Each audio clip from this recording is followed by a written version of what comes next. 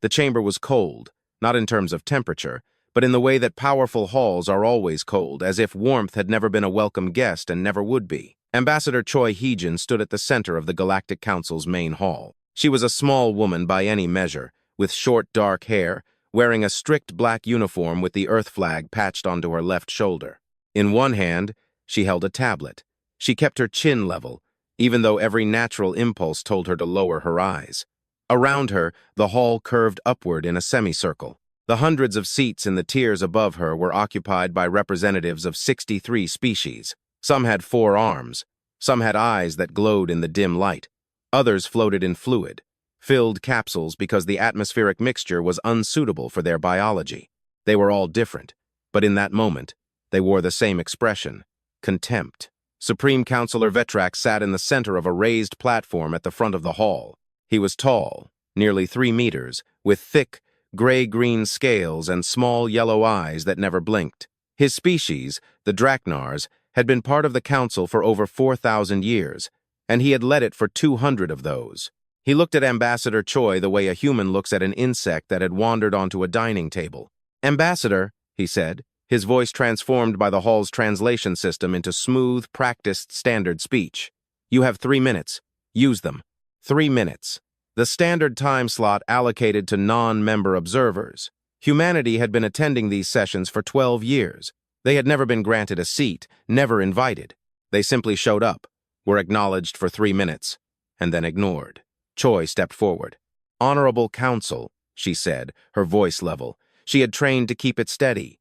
"I am here to officially protest the recent actions taken against human colonial settlements in the Kepler 442 system. 3 mining colonies have been blockaded without warning.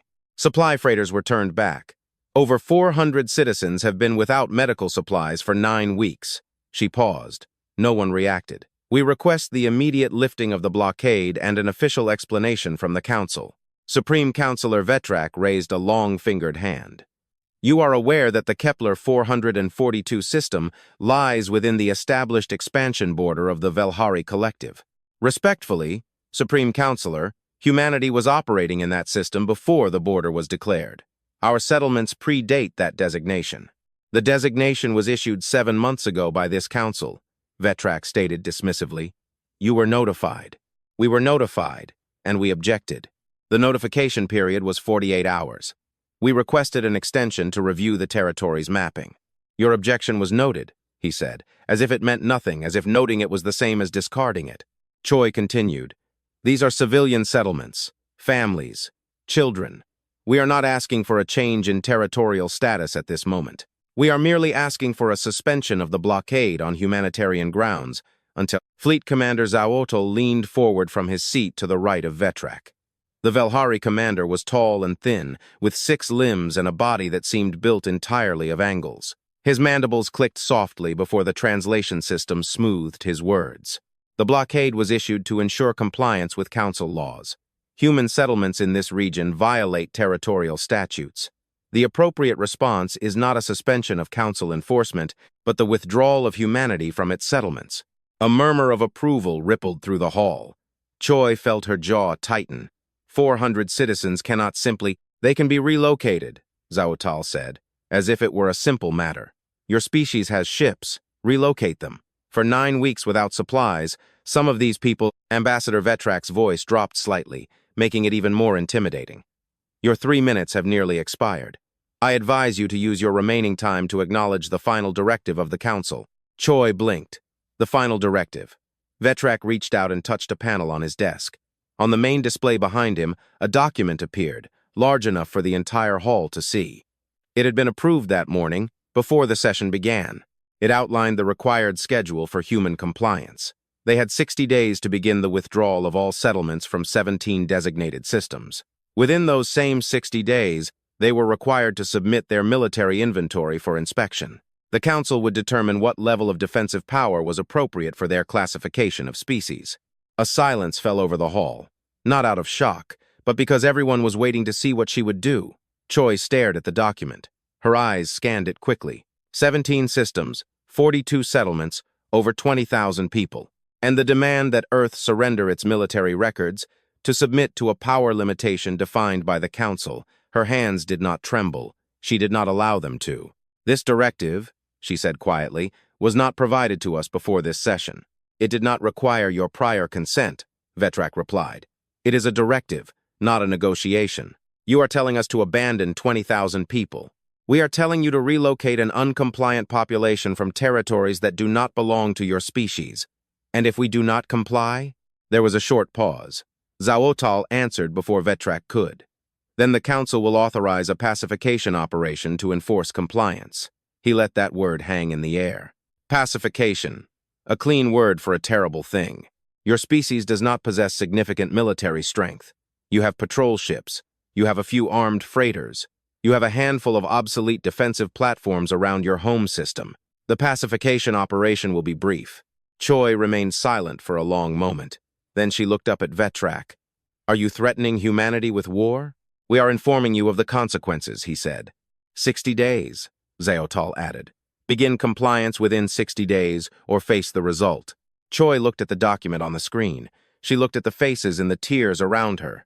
Hundreds of alien species watched her. Some with open curiosity, some with thinly veiled amusement. She looked at Vetrak, whose yellow eyes had not blinked since she entered the hall. She powered down her tablet. "Thank you for your time," she said, then turned and walked out. She passed through the corridor outside the hall at a normal pace. Her steps were even. She nodded to the Council security staff at the checkpoint. She took the transit pod to the human diplomatic quarter on Nexus Prime station. In silence. Only once inside a secure communications room, a small, lead-insulated chamber with no external network access, did she sit down. Now, her hands shook. She allowed them to shake. She had known this was coming, a vague directive, vague phrasing, but its essence was clear. Humanity had been mismanaged and neglected by the Galactic Council for years. It had been denied membership due to insufficient levels of development. It had been excluded from trade agreements covering systems closest to Earth. It had been assigned the status of an observer, which granted no votes, no rights, and no protection. It had been consistently and intentionally treated as if it did not deserve to be taken seriously. And now, finally, the Council had decided to make it official. She connected to the encrypted channel. The connection took 4 minutes, routing through relay points designed to mimic background noise. When a face appeared on the screen, it was Admiral Kim Soo-yeon, sitting in what Choi recognized as the Strategic Command Center in Seoul. The Admiral was a fit woman in her 50s, with short gray hair and eyes that were always calm. She had commanded 3 wars and come out of them without ever losing her composure. She looked at Choi and said nothing. She waited. "They issued a directive," Choi said. 17 systems, 60 days, full disclosure of military potential and limitation of armaments. Admiral Kim did not blink. "And if we don't comply?" "Pacification." Silence. Zaotal had used the word directly. "Admiral, did you believe them?" "Yes," said Choi. "They aren't bluffing. They think they can do it. And based on what they know of us," she stopped and said it clearly, "they are right." Based on what they knew. The Admiral looked at her for a long time. Then the corner of her mouth twitched. Not quite a smile, but something close to it. "We have been waiting for this moment," she said quietly. "Not hoping for it, but waiting for it." "I know, Ambassador. Are you safe?" "For now, yes. There is no point in them detaining me. I have 60 days of diplomatic cover, but I would prefer not to be here when everything changes." "Agreed. Stand by." The Admiral looked aside, at someone off-screen. "Bring in Commander Park." She looked back at Choi. "We will send you a message, Ambassador. A very big one." The call ended. In the absolute silence of Earth's most secret military facility, buried under the floor of the Pacific Ocean at a depth no civilian sub had ever reached, lights began to glow. They lit up section by section. First the reactor systems, then the navigation arrays, then the weapons grids, then the life support network spanning 6 kilometers of corridors, 400 crew decks, and a bridge the size of a city block. An indomitable anger was waking up. This was not a ship in the sense that most species understood ships. This was not a vessel. It was closer to a nation deciding to move. Its hull was made of a composite material that Earth engineers had been developing for 30 years, absorbing energy, dissipating heat, and reflecting deep-scan signals in such a way that it looked like nothing on any known sensor array. Its main engines could move it through folded space at speeds that no one outside Earth's military department had ever measured, because no one outside Earth's military department had ever seen it move. The Galactic Council believed that humanity's most powerful warship was the UNS Resolution, a mid-range cruiser, reasonably armed, 15 years old. They had scanned it once during a border inspection, recorded its characteristics, and filed it in the insignificant threat, low priority folder. They never learned that the Resolution was not Earth's most powerful ship. They never learned that Earth's most powerful ship did not appear in any public records. They never learned that for the last 40 years, while the Council classified humanity as a primitive civilization unworthy of membership, Earth engineers had been building something for which the galaxy had no category. The Titangent-class warship program began as a thought experiment. What would it take to build a ship that could survive a war alone? Not a fleet, but one ship. A ship that carried its own fighter wings, its own repair facilities, its own power supply, its own food production, its own hospitals. A ship that could fight for years without returning home, that could face a fleet and answer it, that could enter a system and end a conflict without support. The answer, as it turned out, was 40 years and most of a mountain of refined materials. Commander Park Jin-ho was the first human to board the Eternal Wrath. After completing the awakening sequence, he walked from the docking sleeve into the main corridor and stopped, as he always did, just to stand there for a moment. The corridor was wide enough for 6 cars to drive in a row. The ceiling was 4 stories above him. The lights hadn't warmed up completely, bathing everything in a soft golden glow. He was 43. He had been a naval officer since he was 22. He had served on 6 ships before being assigned to this one, and each of those 6 ships was the best vessel he had ever commanded until then. He had commanded the Eternal Wrath for 8 years. He had taken it out twice for trials and calibration, but never far enough from Earth to be noticed. He had conducted 10 simulations. He had trained his crew for scenarios that most military planners considered impossible. He was waiting for the call. His communicator chimed. Admiral Kim's voice was crisp. "Commander Park, Admiral, we have a situation. I heard the briefing on the way down," he said. 60 days, the threat of pacification. The directive is real. We confirmed it through secondary channels. Ambassador Choi is safe for now. And our response? There was a short pause. Then, deploy the Wrath. Full deployment. Destination. Nexus Prime. Time of arrival is at your discretion, but I want them to have enough time to see you, and not enough time to do anything about it. Park stood in the golden glow of the corridor. Understood. Her voice changed slightly. They think they know us. They think they have measured who we are. They think there are no more surprises. She paused. Surprise them. He thought of the 20,000 people in the Kepler colonies. He thought of the 20,000 inches, the 17 systems. He thought of Ambassador Choi standing alone in that hall while 600 aliens told her that her people were nothing. "Yes, Admiral," he said. "We will do that." He walked toward the bridge. Behind him, all the lights of the Eternal Wrath ignited. The crew would settle in over the next 6 hours. 640 men and women, each chosen, each carrying clearance levels that officially did not exist. Pilots, engineers, weapons specialists, medical personnel, navigators, intelligence analysts. They moved through the ship with the confidence of people who had trained here, lived here during exercises, and understood every corner of it. Lieutenant Lee Chanmin took his place at the navigation console on the bridge, and for the 3rd time calculated the folded space. He was 29, the youngest senior officer on the ship, and he had spent 4 years memorizing every star map within a 300 light-year radius of Earth. "Course locked," he said into the void. Then he looked up and saw Commander Park standing behind him, reviewing the same calculations on a separate screen. "Sir, estimated travel time to Nexus Prime at standard folded speed is 14 hours. We will not be using standard folded speed," Park said. Lee blinked. "Sir, use the Phase 2 engine configuration, the one from the Phase 3 trials." Lee looked at his console. The Phase 3 engine configuration had never been used outside of controlled tests. It pushed the engine's folded space threshold beyond the theoretical safety limit, channeling power through a secondary reactor array in a way most engineers described as terrifying. It was also roughly 3 times faster than standard folded speed. "Course adjusted," Lee said quietly. "Estimated travel time, 440. Park nodded. "Good. We won't give them time to prepare a greeting." Weapons Chief Oh De-jun looked up from his station on the opposite side of the bridge. He was a broad-shouldered man with a shaved head and a long career in the Earth Navy's artillery division. "Weapon systems are at 60% charge," he said. "Full charge in 3 hours. Have them fully charged before we exit folded space, Park said. I want every system online the moment they can see us. Ah, yes, sir. Park walked to the center of the bridge and sat in the command chair. He looked through the main viewport at the dark water outside, the last bit of Earth's ocean before leaving it behind. The reactors were now running at full capacity. He felt a slight vibration from the chair, like the heartbeat of something very large and very awake. Navigation, he said. Drive us. Aye, sir, Lee replied. The eternal wrath accelerated toward Nexus Prime. Ambassador Choi Heejin sat in her apartment and waited. She had filed the required diplomatic response to the directive, an official notification that Earth was reviewing the terms and would provide an answer within the allotted period. It was the type of language that meant nothing. A placeholder, a way to buy time. But she had spoken to Admiral Kim. She knew what was coming. She opened her personal journal and sat for a moment before speaking into it. Day 1 of the 60-day period, she said. The Council issued their ultimatum this morning. They think they have won.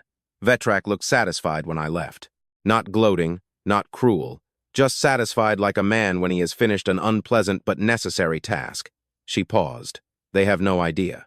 In all their plans, in all their intelligence reports on Earth, in all their careful assessments of who humanity is and what it is capable of, they never thought to ask what we might be hiding.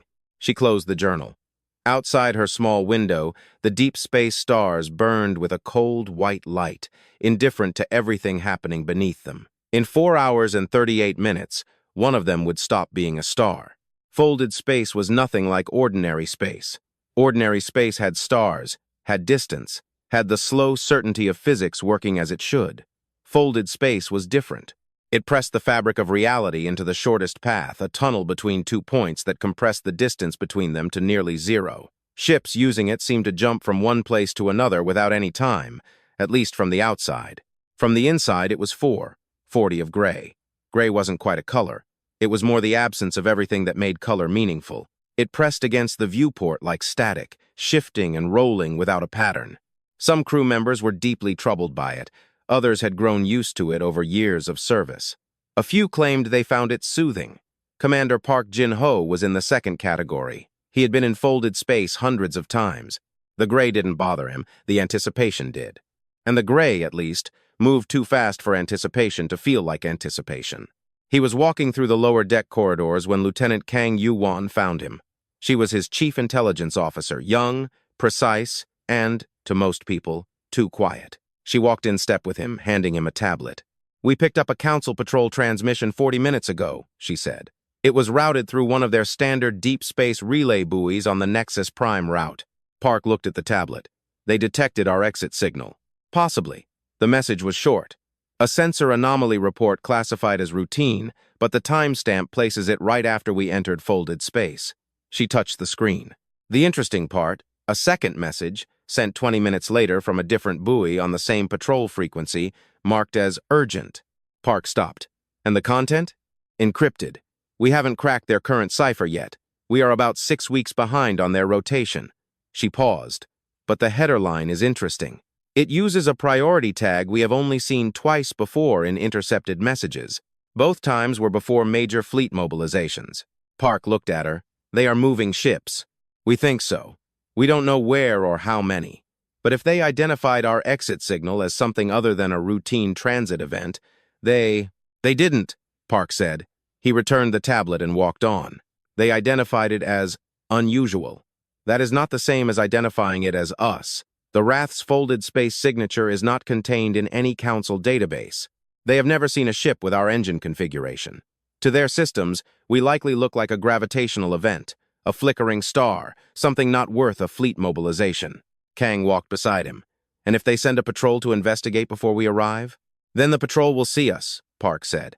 And they will have a very short time to send a message before we continue on our way. He looked at her. Ensure the long-range communication jamming equipment is ready. They have been ready since launch, sir. Good. He turned into a side corridor. Come with me. They walked along the lower decks together, through fighter hangar access tunnels, past the secondary weapons grid, through the lower engineering bay where the engines hummed at a frequency Park felt in his chest rather than heard with his ears. He always walked the ship when he needed to think. Something about its scale calmed him, a reminder of what they were dealing with. The Council thinks they know us, he said, walking. That's the thing. They've had observers near Earth for decades. They've scanned our border systems. They've reviewed our registered warships. They have dossiers on everything we've shown them. Kang nodded. And what we haven't shown them, that is exactly it. Exactly. Park stopped at a viewport in the lower deck hull. Not glass, but a transparent panel of reinforced composite, strong enough to withstand a direct artillery strike at close range. Outside was the gray of folded space, shifting and pressing. The program started 42 years ago, before I was born, before most of my crew was born, after the Council first rejected Earth's membership application. He paused for a moment. The officers who started the Titan program didn't know if humanity would ever need it. They hoped not. But they realized something the Council never bothered to learn about humans. When we feel threatened, we don't just react. We prepare. We prepare for the worst we can imagine. And then we prepare for something worse than that. Kang looked at the gray. Do you think the Council would have acted differently if they knew about the wrath? No, Park said. I think they would have acted sooner. I think they would have come for us before we finished it. He turned away from the viewport. That is why it was kept secret. Not because we wanted weapons, but because some people in that program understood that sometimes the only thing that keeps you safe is letting the other side underestimate you right up until the moment you need them to stop. He looked at his watch. 2 hours until we exit folded space. Let's make sure everything is ready. In the main engineering bay, Chief Engineer Pekson Huan was already doing what he did before every operation. He was walking his circuits. Walking his circuits meant moving from station to station throughout the engineering sector, personally checking every system with his own eyes rather than trusting displays. He had been doing this for 30 years. He had learned early on that systems show green until they stop, and that the things that don't show up on readings are usually what kill you. The engineering bay, by any rational measure, was the largest single workspace humanity had ever set into motion. It spanned 8 full decks. 92 engineers and technicians worked there. It contained 6 reactor cores, 2 primary, 4 secondary each, large enough to power a small city. The propulsion unit alone was longer than most ships. Peck walked the whole thing. His team followed silently, taking notes, adjusting, confirming. The Phase 2 engine configuration held. The reactors were balanced. Power transfer through the secondary array was running hotter than optimal in Phase 2. It was always like that, but within allowed tolerances. Weapon systems were steadily drawing charge from the tertiary grid. He stopped at the main reactor display and looked at the numbers. 2 hours to arrival. Full weapons charge in 90 minutes. All critical systems in the green zone. He allowed himself one small, satisfied nod, then continued on. In the medical bay on Deck 12, Dr. Sun Ji-yeon was reviewing emergency protocols with her staff for the 3rd time since launch. She didn't expect casualties. No one expected casualties in a standoff where one side held all the cards. But she had learned in 20 years of military medicine that the moment you stop preparing for the unexpected is exactly when the unexpected arrives. Full surgical capacity on standby, she told her team. Not because I think we'll need it, but because we are prepared for anything. She paused. That is who we are. Her team returned to their preparations. Back on Nexus Prime, the first echo of what went wrong reached the Council's sensor network. 47 minutes after the Eternal Wrath entered folded space, it came in as a standard anomaly flag from a deep space monitoring station, a remote sensor array designed to observe unauthorized crossings through Council-controlled space near the outer region of the SOL system. The flag was automatically classified as a Class 3 event, meaning it was logged and passed to a junior analyst for review within 72 hours. The junior analyst who received it was a Veilhari technician named Ori, who had worked the night shift at the Council's monitoring center for 3 years, and who, on this particular evening, found the anomaly to be slightly more than routine. The energy signature was consistent with a folded space transition. That part wasn't unusual. Ships moved constantly, and anomaly flags were common near the outer edge of SOL, where human patrol ships occasionally wandered into the edges of Council-controlled corridors. What was unusual for a routine transition was the magnitude of the signature. Folded space entry events had a measurable energy trail. The size of this trail corresponded to the mass of the passing object. Ori had reviewed thousands of these. Human patrol ships left signatures in a specific range. Council warships left signatures in a higher range. The signature before him now went beyond both of those ranges. It went beyond all ranges in the database. Ori double-checked. Then, for the 3rd time, he ran the calculation. He filed an urgent report and flagged it for immediate review by senior staff. The report sat in the queue for 45 minutes before a senior analyst named Getval reviewed it, frowned at the numbers, and sent it up the chain with a note, "Probable sensor malfunction. Calibration of Station 7, Alpha Array recommended. Monitor for secondary confirmation." Getval then went on his lunch break. The report reached the duty point of Fleet Commander Zhaotal's communication officer at the same time it reached 6 other duty points throughout the station's command structure due to the urgent flag attached to it. Most officers read it, noted Getval's analysis, and filed it as a probable sensor malfunction. One officer, a Draknar communications lieutenant named Rethink, did not file it. Rethink was by nature a cautious creature. He read the numbers twice. He compared them against the database. He noted that the energy signature was not in the range of any known type of folded space vessel. He noted that the transition event location was consistent with a departure vector from the SOL system. Then he did what the other officers did not. He checked historical anomaly logs for previous events with similar signatures. He found nothing. No matches. In 40 years of records. That bothered him more than anything. Not the magnitude of the signature itself, but the fact that it had no precedent, no match, not a single record in the database. He routed the report directly to Fleet Commander Zhaotal's personal communication terminal and marked it as Priority 1, a flag reserved for events that could not be explained by existing knowledge. Zhaotal was reading it during a meeting with 3 other council members discussing the timeline of the pacification operation against Earth. He read it once. He read it again. He walked out of the meeting. Zhaotal found Vetrak in the Supreme Councilor's private chamber. A curved room at the highest point of Nexus Prime, with transparent walls looking out into the blackness of space in all directions. The old Draknar was sitting in the dark, staring at nothing, as he often did late at night. "There is an anomaly report," Zhaotal said. He handed over his personal device with the open report on the screen. Vetrak looked at it. His yellow eyes slowly scanned the numbers. "Sensor malfunction," he said. "That is the initial assessment, but the signature does not match any known vessel. Not ours, not any of the allied species. Not human." "Not human," Vetrak repeated. "Then it has no relevance to our current operation. The departure vector is consistent with an origin from the SOL system." Vetrak looked at the screen. His eyes were, as always, motionless. "Explain." Zhaotal spread 2 upper limbs in a gesture that for his species meant cautious uncertainty.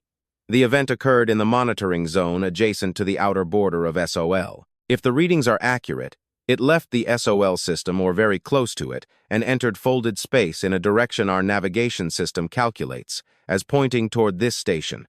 "Silence.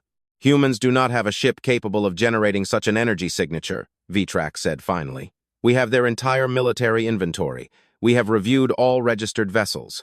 Their largest warship, the Resolution, produces a signature 8 times smaller than this reading." "I know. You assume either that our sensors malfunctioned or that the humans have a ship we do not know about." "I assume we cannot explain the readings," Zhaotal said cautiously. "I recommend positioning a patrol wing on Vector 317 relative to the station as a precaution." Vetrak was silent for a long time. He looked through the transparent wall at the stars. "Do it," he said finally, but quietly. "I do not want this information spreading through the station. The directive we issued today is a delicate matter. The last thing we need is rumors." "Understood." Zhaotal turned to leave. "Fleet Commander." Vetrak's voice stopped him. "Humans have 60 days. Whatever this reading is, whatever it turns out to be, it does not change our position. We are not negotiating." "No, we are not," Zhaotal agreed. "We are not." He left. Vetrak sat in the dark for a long time. He watched the stars. In 40 years of leading fleets and managing similar situations, he had learned one reliable truth about conflicts. The moment that makes you the most nervous almost always turns out to be nothing. Almost always. He turned off the lights and went to rest. Back to the eternal wrath. Commander Park Jin-ho returned to the bridge 1 hour before their exit from folded space. The crew was at their stations, fully active. A quiet hum of professional readiness flowed through the room. "Status." Lee Chanmin answered first. "Navigation confirmed. Exit point locked. We will exit folded space approximately 200 kilometers from the outer edge of the Nexus Prime sensor network, close enough to be fully visible on their long-range radars, far enough to give them a moment to understand what they are seeing." "Weapons?" Park asked. Oh Dejun looked up. "Full charge of all primary and secondary grids. All targeting arrays warmed and tracking. Main batteries charged and ready. Point defense grid active and functioning. He paused. Everything is ready, sir. Fighter wings? Park asked. Lieutenant Commander Shinbo Young answered from her station. All wings prepared. Pilots on standby. Launch authorization awaiting your command. Park sat in his command chair and looked at the gray color behind the viewport. It shifted and rolled, as always, pressing against the transparent composite with the quiet indifference of a universe that didn't care what happened in it. He had waited 8 years not wanting this, but preparing for it with every drill, every maneuver, every simulation, every system check. He had trained his crew to be ready for the moment when the ship would stop being a secret and become a statement. That moment would come in 51 minutes. He reached for the armrest and opened the ship-wide channel. His voice carried through all corridors, all decks, all bays of the eternal wrath. This is Commander Park. We are approaching the exit point. In approximately 50 minutes, we will exit folded space at Nexus Prime. 3 days ago, the Galactic Council issued an ultimatum against Earth. They gave our ambassador 3 minutes on the podium and said that if we did not comply, they would pacify us. He let that word hang for a moment. They think they know who we are. They think they have measured us. They think we have nothing we can do that they must take seriously. He paused. We will show them who we really are. Not to start a war, not to conquer anything. We are going there to say no, and to say it in a way that cannot be ignored. He paused again. I am proud to serve with every person on this ship, whatever happens in the next few hours. Remember why we are here. 20,000 people who need our help to get this right. He closed the channel. The gray of folded space pressed against the viewport, shifting and rolling. 49 minutes. The wrath flew on through the darkness. The first alert was quiet. The Nexus Prime outer sensor network extended 20 kilometers into space in all directions from the station. It was the most advanced detection network the Galactic Council had ever built. 60 years of refinement, updated after every major conflict, capable of detecting folded space exit events at extreme range and identifying the passing vessel within seconds. The quiet signal was routine. The network signaled an approaching folded space event at the edge of the detection radius. This happened many times a day. Ships arrived at Nexus Prime constantly. Council ships, diplomatic transports, trade convoys, patrol boats returning from duty. The quiet signal was routine. What followed was not. The folded space exit event was enormous. Not larger than expected for a large ship, but larger than the system's database had a category for. The sensor network processed it, searched for a match in its registry of known vessel classes, found nothing, and did what it almost never did. In 60 years of operation, it escalated its signal to critical. A critical signal was not quiet. It rang through all command decks, all sensor stations, and all security posts on Nexus Prime simultaneously. It was the type of signal that woke people up, the type that made officers run, the type that lit all the screens in the station's command center red. Lieutenant Rethink was still at his station. He hadn't left, too troubled by the report he had filed. When the critical signal sounded, he looked at his screen and felt something he hadn't felt in 6 years of service. Fear. The folded space exit event resolved into a solid contact. The sensor network completed its scans and generated a preliminary analysis of the object. Rethink stared at the numbers and read them 3 times. Length, 6.2 kilometers. Width, 1.4 kilometers. Displacement, classified by the system as impossible because the system's displacement scale was not high enough to register it. Power output was off the charts. The sensor system's power measurement scale maxed out at a value corresponding to a large battlecruiser at full combat power. Everything that was outside was producing power at a level that made the scale irrelevant. Rethink sent the data to Fleet Commander Zaotal, and then sat very quietly. Zaotal hadn't been asleep. He hadn't slept since their conversation. He was at his command terminal when the critical signal sounded and was already reviewing the preliminary data. When Rethink's report arrived, he read the numbers once. He stood up. He walked to the floor-to-ceiling window on the side of his chamber and looked out. For a moment there was nothing. Then something appeared. The eternal wrath was not yet within visual range. It was still hundreds of kilometers away, approaching at a constant speed, far beyond the weapons range of both sides. But the station's external lighting system automatically activated directional spotlights as the new contact approached, and the nearest spotlight caught a reflection in the darkness. The reflection was wrong. It was too big. It extended too far in both directions. It didn't move like a ship moves. It moved like a landmass moves, like something geological rather than mechanical, slow and perfectly confident. Zayotl watched it for a long time. Then he walked to the communication terminal and opened a channel to Vetrak. "Supreme Counselor," he said, "I need you to come to the command deck immediately." Vetrak arrived on the command deck in 4 minutes. He was in the formal robes of his office, which meant he had taken the time to dress properly rather than rushing. A conscious choice, an assertion of composure, a refusal to show alarm. But when he approached the main viewport and saw what the external cameras had captured in a sharp image, he stopped. He stood motionless for a very long time. Around him, the command deck functioned in a state of controlled chaos. Officers at their posts, screens displaying data, voices reporting in short, efficient phrases. But the voices were quieter than they should have been. Every crew member who looked at the main display for more than a minute fell silent. The eternal wrath was now visible on the main screen. The long-range cameras had captured it and displayed it in full detail. It was the largest artificial object most people in this room had ever seen.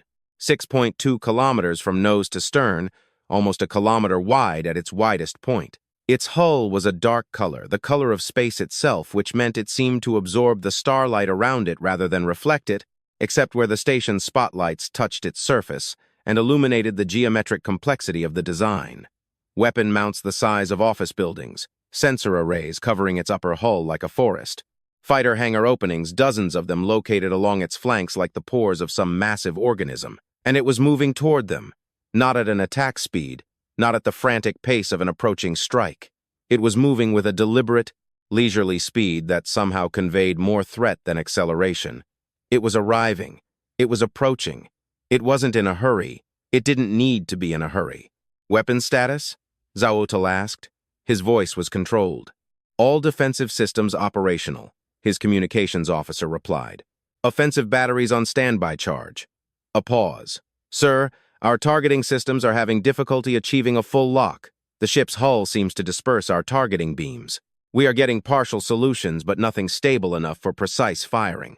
Zayotl noted this with almost supernatural stillness. "The patrol wing. Where is it?" 300 kilometers from the station port, sir. On vector 317 as ordered. 8 ships." Another pause.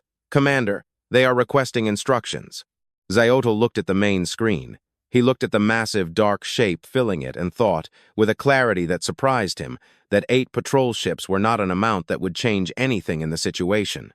"Tell them to stay in position," he said. "Do not engage." He looked at Vetrak. The Supreme Counselor had not moved or spoken since entering. He was still watching the screen. His yellow eyes had not blinked once. "What is that?" Vetrak finally uttered, very quietly. "I do not know," Zayotl said, which was the most honest answer he had ever given. Ambassador Choi Heejin was asleep when the alarm sounded. She woke instantly. Military service had given her the ability to go from sleep to full combat readiness in seconds. She was at her communication terminal before the second cycle of the alarm. The screen displayed the feed from external cameras from the viewport of her diplomatic apartments, looking out toward the station port. She saw it. She sat down. Her hands were perfectly still. Then, slowly, she smiled. It was not a triumphant smile. It was the smile of a person who had been very long afraid, far from home, doing a difficult job, and who had just seen something that told her she was no longer alone. She watched as the eternal wrath moved in the darkness toward the station.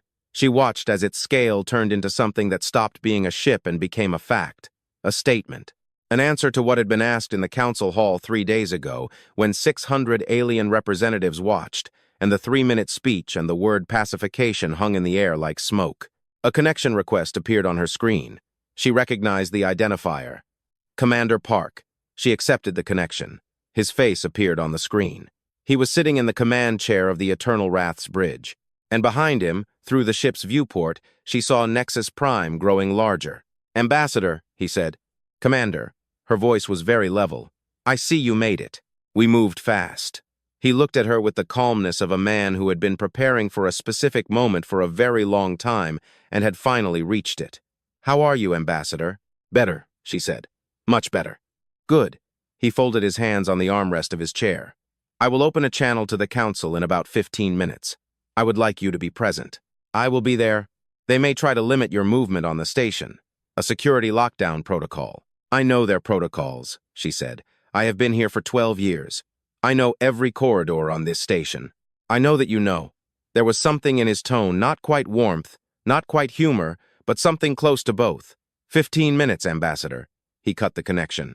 Choi stood up, adjusted her uniform, checked the Earth flag on her shoulder, and walked to the door of her apartment. The corridor outside was full of Council security staff moving in a fast formation. One of them, a Draknar officer with rank insignia on his collar, raised a hand when he saw her. Ambassador, the station is under security lockdown protocol. All non-council personnel are required to remain in their apartments until— I am the official representative of Earth, Choi said simply. The ship outside is a Terran vessel. I will be attending the communication session with the Council. You may escort me, which I would prefer, both for efficiency and to ensure there is no confusion regarding my status. The officer stared at her. She stared back. He stepped aside. On the command deck of the Eternal Wrath, Commander Park watched as Nexus Prime filled the main viewport. The station was a large structure, built over 300 years by the most powerful political alliance in the known galaxy. It was an engineering achievement by any measure. The Wrath was larger. Fighter wings, he said. Lieutenant Commander Shin Bo-young answered from her station. All wings prepared and ready in the hangar, awaiting permission to launch. Keep them on standby. Do not launch until I give the order. Aye, sir. Weapons, he said. Oh Dejun looked up. Full charge. All grids operational. Targeting solutions constantly updated. He paused. Sir, the station has about 64 surface-mounted guns and positions, plus what is on the 8 patrol ships at their port. They have a partial targeting lock on us. I would estimate accuracy at 30% at this range.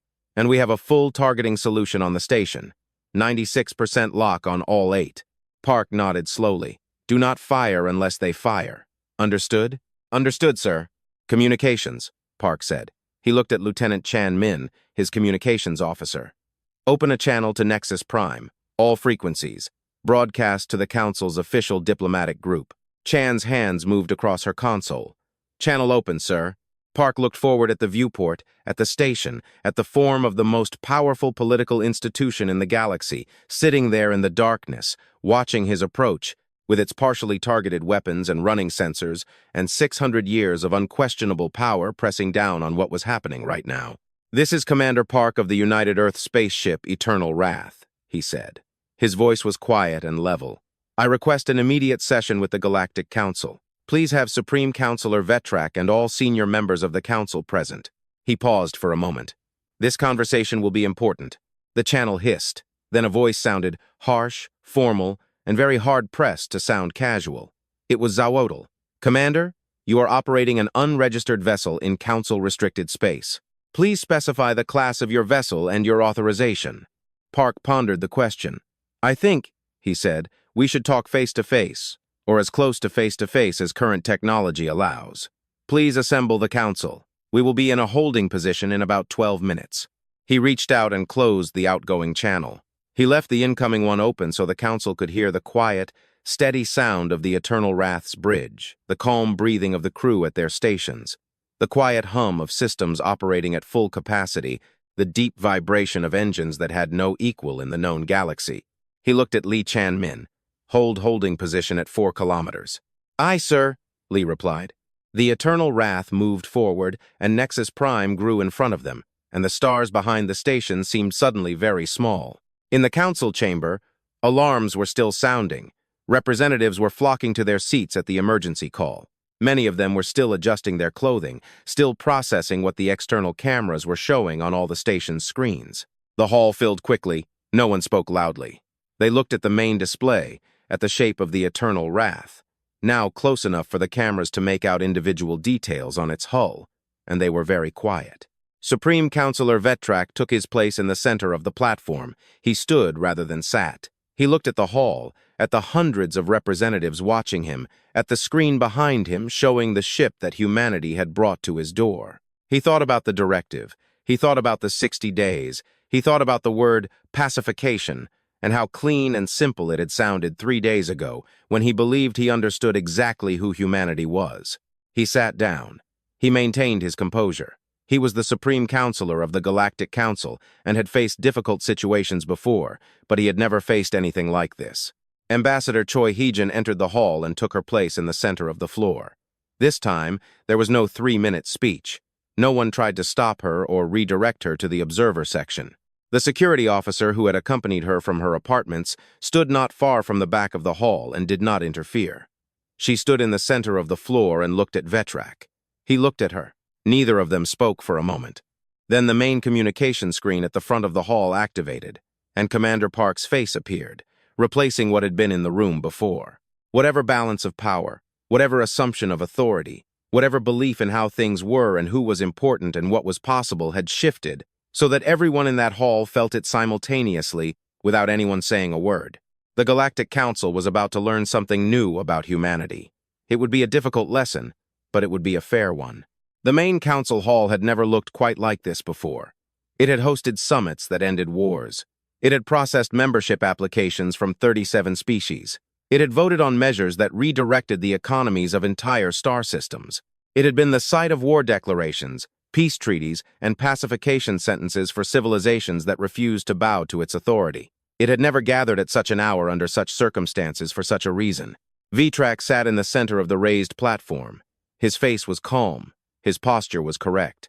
He was composing and adjusting himself from the moment he saw the eternal wrath on the image from the external camera, and intended to continue doing so regardless of what happened next. Around him were filled tiers of seats. Word had spread quickly through the station. Critical signal, external cameras, the image that appeared on every personal screen and public display within 5 minutes of arrival. Representatives of 63 species sat in their seats, and most of them were very quiet. And most of them were looking at the large main display at the front of the hall, which showed the feed from an external camera. The Eternal Wrath had taken a holding position 4 kilometers from the station. It wasn't trying to dock. It was too large for any of the docking structures on Nexus Prime. It just hung there in the darkness. Larger than anything the Council's engineers had ever launched into space, and waited. Ambassador Choi Heejin stood in the center of the main floor in the same place where she had stood 3 days ago when Vetrak gave her 3 minutes and told her about the directive. She stood in the same place, in the same uniform, with the same Earth flag on her shoulder. However, she looked different, not externally, but something in her posture had changed. The cautious, deliberate endurance of 3 days ago had been replaced by something simpler. She simply stood without effort, because she no longer required effort. The main communication screen activated.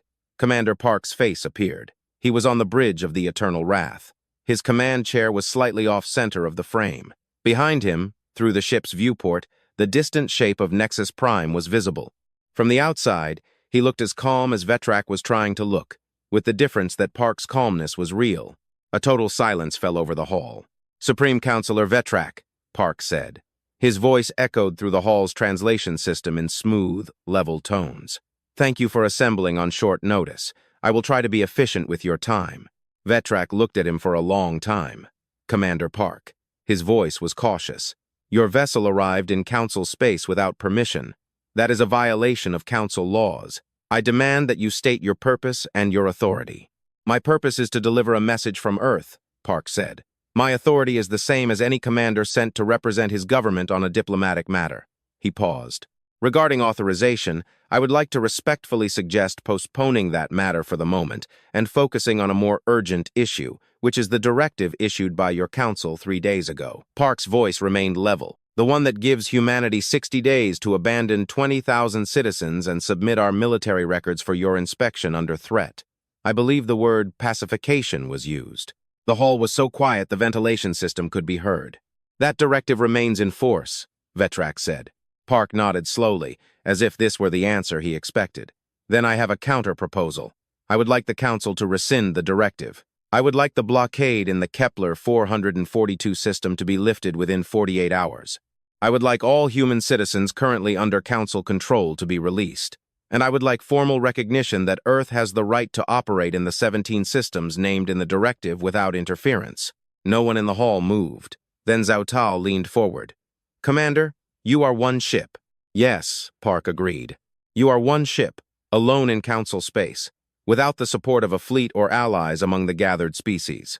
What, in your opinion, is the position that gives you the right to make demands of this Council?" Park was silent for a moment.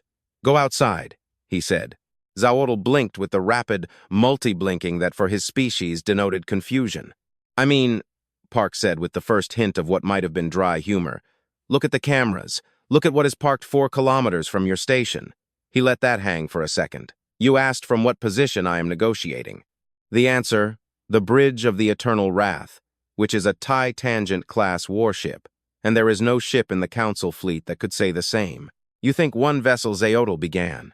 I think, Park said quietly, that you should ask your sensor officers to show you the targeting solution that my weapons grid currently has on Nexus Prime and your 8 patrol ships. He paused. And then perhaps we will have a different conversation. Another silence. Longer this time. Vetrak turned slightly to the side, where an adjutant approached him with a tablet. The adjutant spoke quietly, but the look on Vetrak's face when he looked at the tablet was visible to the entire hall. For the first time in the memory of most people in the room, the Supreme Counselor looked uncertain. The sensor data showed a 98% targeting solution on the station. They showed that the Eternal Wrath had a full weapons lock on every gun mount on the hull of Nexus Prime, on all 8 patrol ships, and on 6 heavy council cruisers that had been called after the critical signal, sounded and were now approaching from the far side of the station at attack speed. They also showed something no one in the Council's command structure expected. The Eternal Wrath was tracking the 6 cruisers, even though they were traveling in SLS configuration mode and did not appear on standard scans. Park watched as Vetrak read the tablet. 6 heavy cruisers coming in from the far side, Park said. We see them.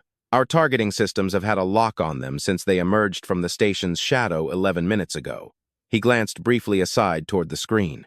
I want to state very clearly that I am not here to fight.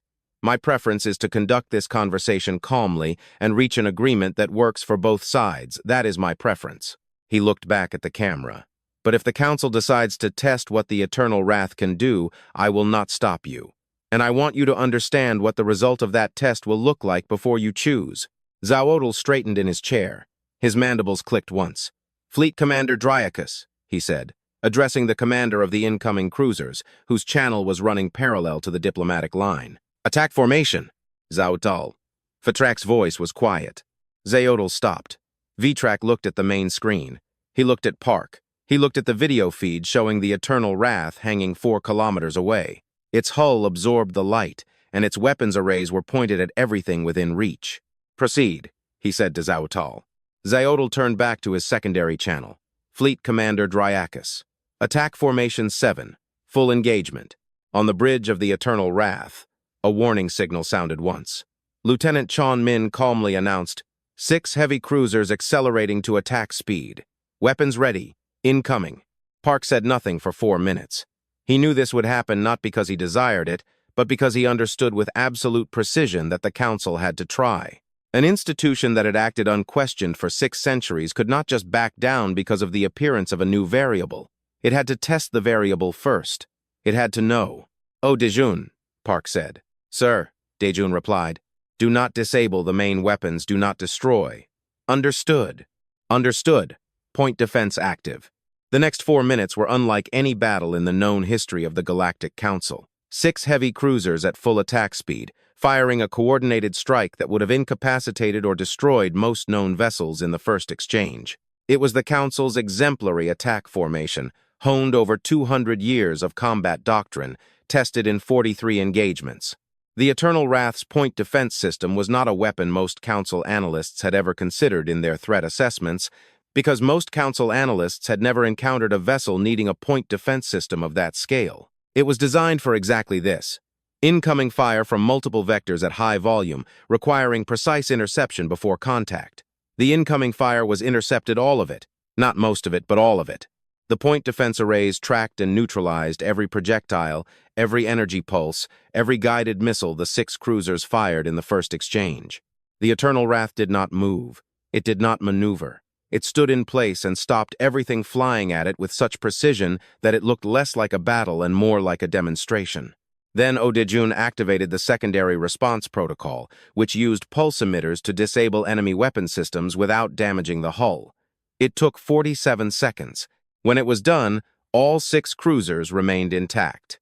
Their hulls were undamaged, their crews were unharmed, but all weapon systems on each ship were precisely disabled, burned out at the emitter level, leaving the ships alive but unable to fire. The 8 patrol ships at the station port watched this. 3 of them moved to attack. The point defense handled them in 16 seconds. The other 5 remained in place. Oh, Heejin looked up at Park. All contacts neutralized, sir.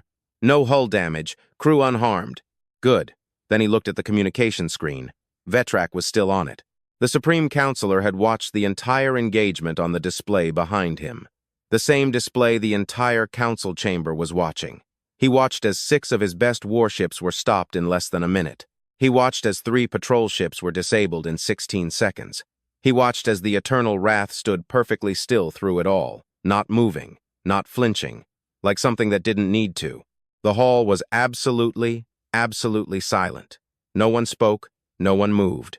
63 species in their seats, and not one of them made a sound. Park waited another moment. Then he said, "That was point defense. That is the Eternal Wrath passively defending itself. I did not fire a single offensive weapon." He folded his hands on the armrests of his chair. "I would like to avoid firing an offensive weapon. I would like to avoid demonstrating what will happen when I do.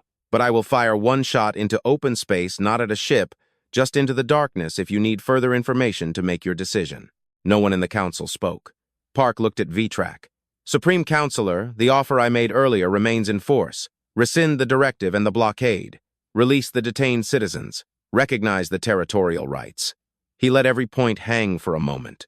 "In exchange, I will peacefully leave council space, and Earth will continue its current policy of non-aggression.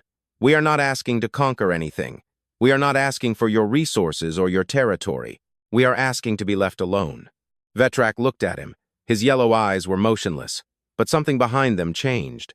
"You would leave," Vetrak said cautiously, "simply because we rescinded the directive, lifted the blockade, released the detainees, and recognized our territorial rights?"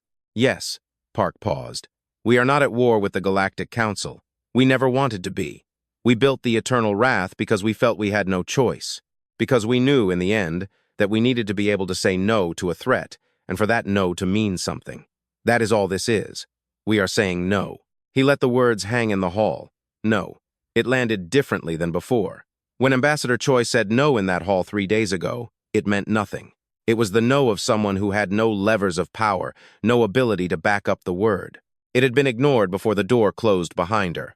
When Commander Park said it now, with the Eternal Wrath hanging 4 kilometers outside and 14 disabled warships drifting in the darkness, it was a word of a completely different kind.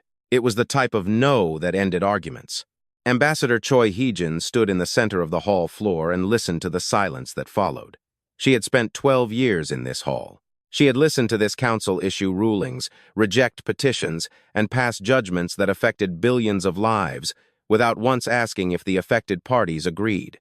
She had watched as humanity was reduced to 3 minutes, an observer seat, and a classification that said nothing about who her species actually was. She looked at Vetrak. He was looking at her, not at the screen. She met his gaze and held it. She didn't speak. She had already said everything she needed to say 3 days ago.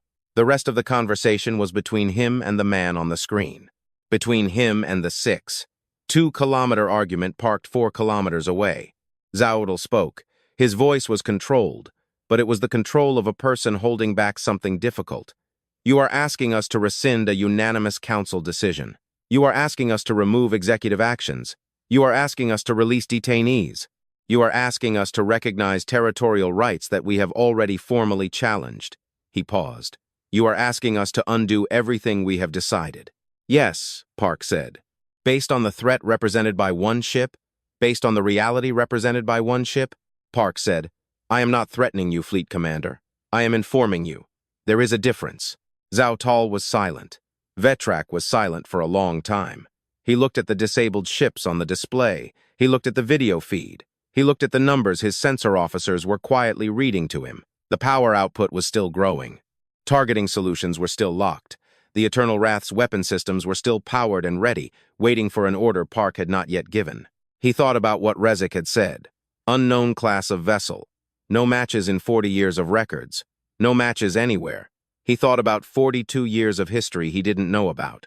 Preparation he hadn't detected.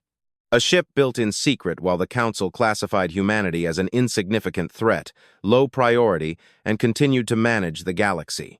He thought about Ambassador Choi standing in the center of the floor 3 days ago and how he had looked at her when he told her she had 3 minutes. He understood something now that he hadn't understood then. He had been wrong, not just about the ship, but about everything, about who humanity was, what it was capable of, and what it had been quietly doing for decades while the Council looked at its surface and decided they had seen enough. He was the Supreme Counselor of the Galactic Council. He had been wrong before. He had always found a way to handle mistakes. He would handle this one, too. But first, he needed to say something he hadn't said in a very long time. "We will need an hour," he said. Park on the screen nodded once. "We will be here." The channel went into standby mode. The hall exploded, not with shouting or chaos, but with urgent, overlapping voices of 63 species, all trying to grasp what they had just seen. Representatives addressed one another. Adjutants hurried to counselors with tablets. Senior officers spoke in urgent, quiet voices in languages the translation system could process. Vetrak stood up. The hall became quiet. "Closed session," he said. "All non-council personnel must leave the hall. The council will deliberate alone." He did not look at Ambassador Choi. He didn't need to. He already knew what she would say if she could say anything right now. He already knew what the next hour would decide and where it would end. He knew where the things he couldn't yet admit were from the moment he saw the eternal wrath on the video feed. The hall emptied. The council closed in on itself, as it always did when making decisions. Outside, at 4 kilometers, the eternal wrath waited, motionless, patient, absolute. The stars burned with cold light around it, and the disabled ships drifted in the darkness, and the clock counted off the hour, and the galaxy held its breath. The silence in the council hall lasted 4 minutes and 17 seconds before the first voice broke it. Vetrak did not demand a formal vote. He did not consult the procedural committee. He did not follow the standard council protocol for responding to a diplomatic ultimatum, because the standard protocol assumed a situation in which the council held all the advantages, and this was no longer the situation he was in. He had been Supreme Counselor for 200 years, and he realized with the instinct of a man who had survived so long in that role that there are moments when protocol does not matter. This was one of them. The private session opened. Zhao Tal spoke. He advocated for a delay, not a total refusal, but a delay. He wanted time to move a larger fleet into position, contact allied species who might provide warships, investigate every option before agreeing to anything.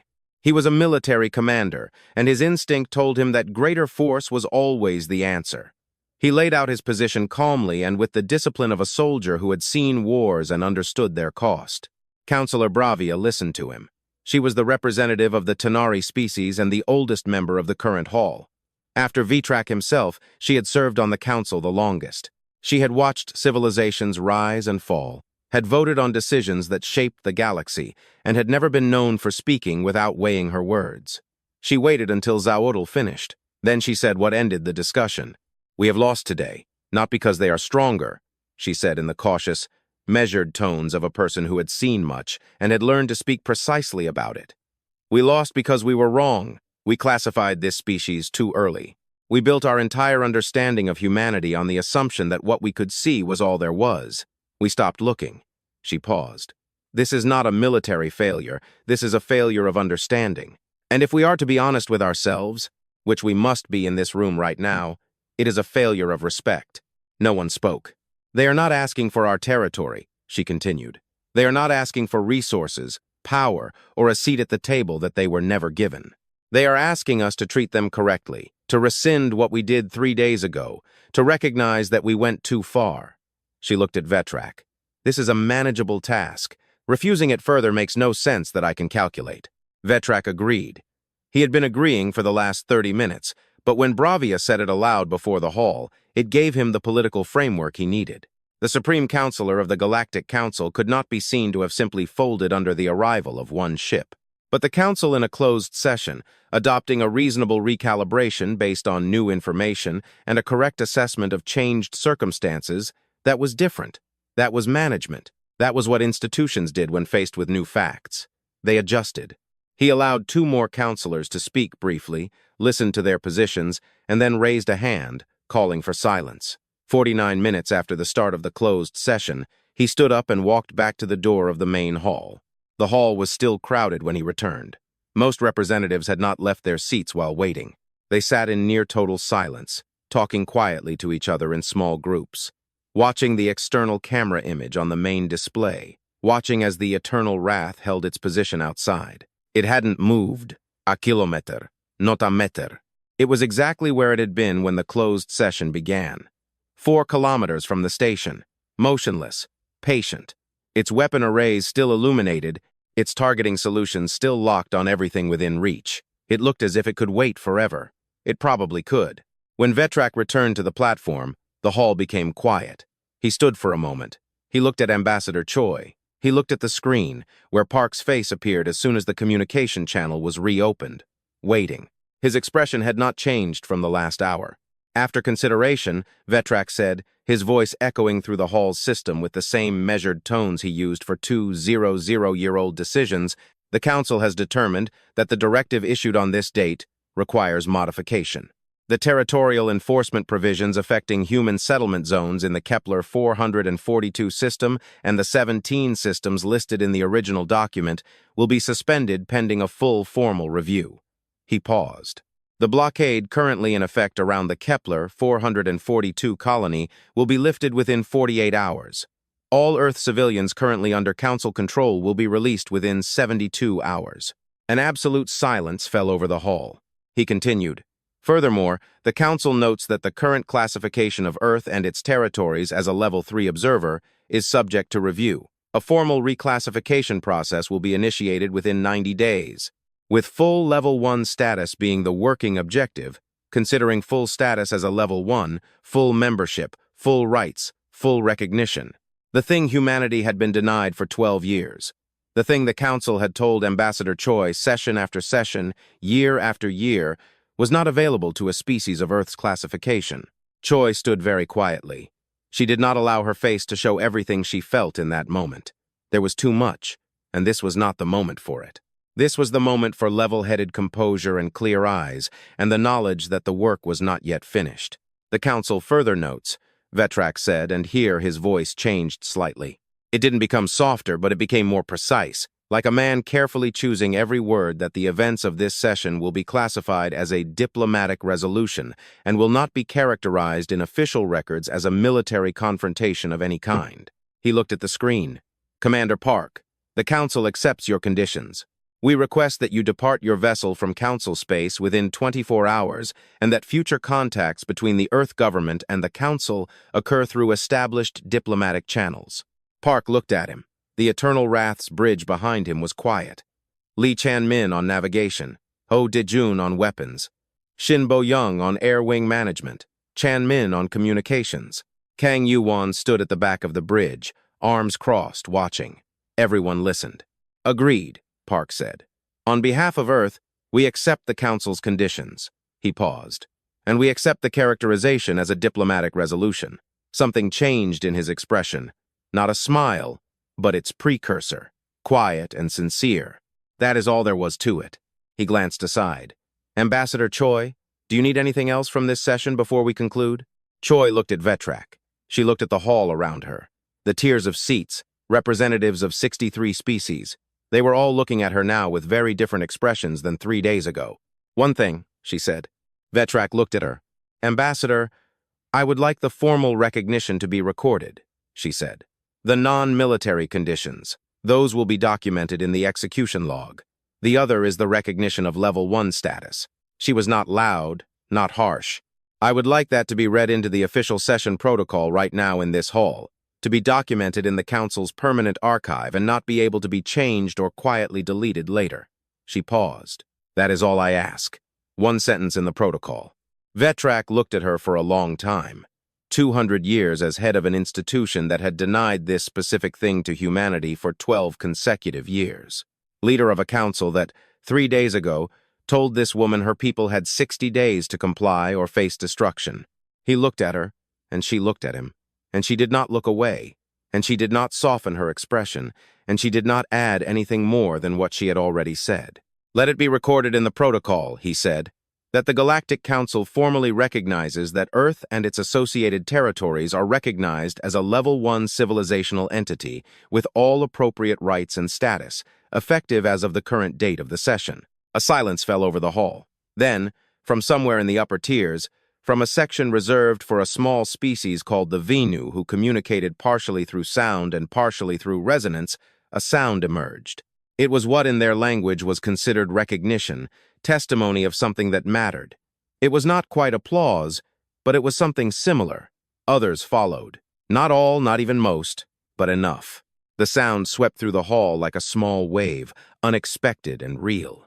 Choi stood in the center of the floor and let it wash over her. She had been in this hall many times. She had stood in this exact spot many times. She had done this for 12 years, session after session, with 3 minutes and no rights and the quiet weight of a civilization counting on her to hold the line. She looked at the screen. Park was watching her. She looked at him and gave a very small nod. He returned it. The session was closed. The Eternal Wrath began its departure 20 minutes later.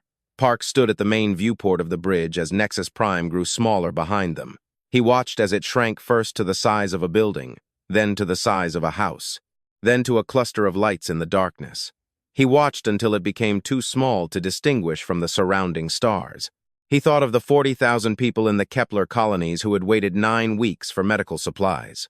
He thought of the 20,000 people in the 17 systems who would receive word in the next few hours that the directive against them had been suspended. He thought of Ambassador Choi's 12 years standing in that hall with 3 minutes and no rights, carrying something very heavy, very long, without letting go. He thought of 42 years of the Titan program, the engineers who started it before he was born, the officers who kept it secret under multiple administrations, the workers who built the Eternal Wrath in shifts in the deep ocean for decades, doing it because they understood that one day it would matter. Today, it mattered.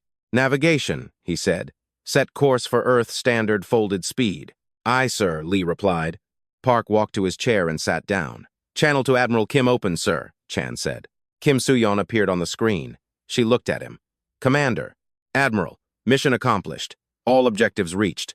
Without casualties. The Council agreed to all conditions. He paused. Ambassador Choi as well. She will follow on a diplomatic transport within 48 hours. Kim was silent for a moment. Her expression didn't change. It rarely did, but her eyes were different. The eyes of a person who had carried something heavy for a long time and had just felt part of the weight lift. Good work, Park, she said. Come home. He nodded. Yes, Admiral, we are on our way. News spread faster than the Eternal Wrath. By the time the ship entered, folded space for the return trip to Earth, communication networks connecting the known galaxy were already carrying fragmentary reports of what had happened on Nexus Prime. The reports were incomplete at first, limited, filtered. The Council tried to manage the narrative, but the reality of a 6-kilometer ship and 14 disabled warships could not remain secret for long. Member species of the Council began asking questions. What is that vessel? Where did it come from? What is a Titangent-class ship? What does it mean that Earth was reclassified as Level 1? Other questions followed, quieter ones. Those not asked in open sessions but in private messages between intelligence services and government advisors and military planners across hundreds of star systems. How long have they had it? How many of them are there? Why did no one know? The honest answer to the last question worried the analysts most, because they had stopped looking, because humanity had been classified, assessed, and set aside. Because the quiet, steady, persistent work of 42 years had been conducted in the darkness underwater and in the spaces left by confident assumptions. The galaxy was completely unaware of humanity. It had known a version of humanity, the version it chose to see, passed through the assumption that the species was insignificant and manageable and undeserving of serious attention. Now, it had begun to learn the real thing. It changed the calculations for every species in the known galaxy. Alliances were revised, threat assessments were adjusted. Intelligence services filed new reports with the same note at the top of each one. We do not know what else they have. The Eternal Wrath was visible and documented. What was not visible, was not documented, was not registered anywhere. That was what kept people awake at night. When the Eternal Wrath exited folded space at the edge of the solar system on the Korean peninsula, it was early morning. Admiral Kim sat at her desk in the center of the Strategic Command in Seoul when a confirmation notification appeared on her screen. Entry to home system confirmed. All systems normal. Crew status green. She took her personal communicator and called the president. Everything is done, she said. The Wrath is home. The ambassador is safe and on her way. 48 hours? Yes. Another pause. Level 1 status. Yes, Kim said. The longest pause. After 12 years. After 12 years, she agreed. And another 42 before that, if you count the work that made today possible. She was silent, looking out the window of the command center at the city below Seoul, full of light and sound and the ordinary, irreplaceable weight of everyday life. Ordinary people starting their morning, unaware of what had happened, unaware of what had protected them for 40 years in the deepest water of the Pacific Ocean, waiting for the day it would be needed. Now they know who we are, she said. Yes, that changes things. Yes, it does. She ended the call. She sat for a moment in the silence of the command center. Then she reached for her coffee, which had gone cold, and drank it anyway. Commander Park Jin-ho brought the Eternal Wrath into its deep water port.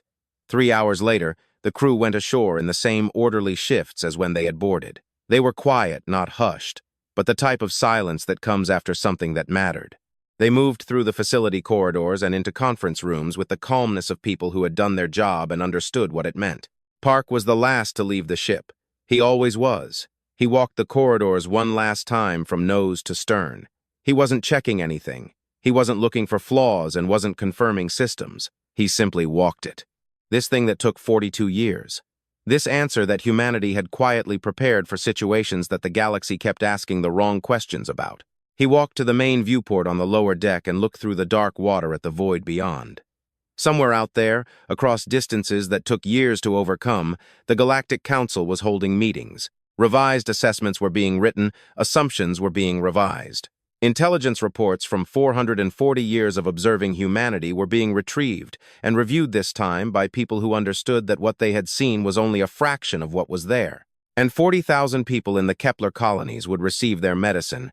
20,000 people in 17 systems would remain in their homes. Ambassador Choi Heejin would emerge from Nexus Prime as a representative of a Level 1 civilization, and no one on that station would ever give her 3 minutes and a contemptuous look again.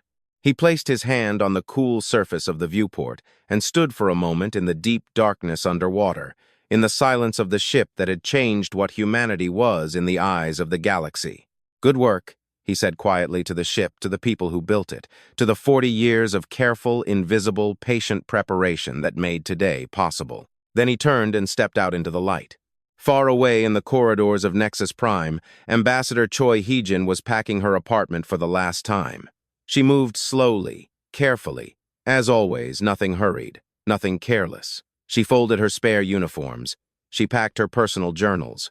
She took a small framed photograph from her desk, her family, taken many years ago before her first assignment, and carefully wrapped it and placed it on top of her bag. She looked around the room one last time.